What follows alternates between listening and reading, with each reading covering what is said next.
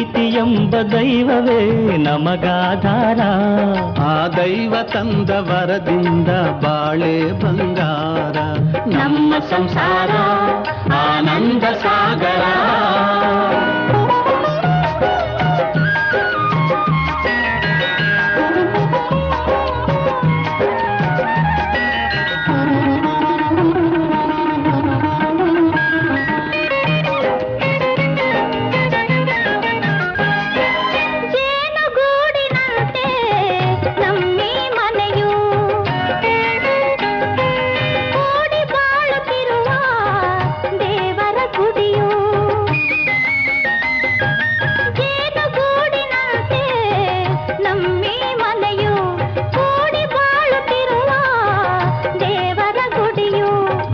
ಮಮತೆ ಎಂಬುದೇ ನಮಗೆ ರಕ್ಷೆಯು.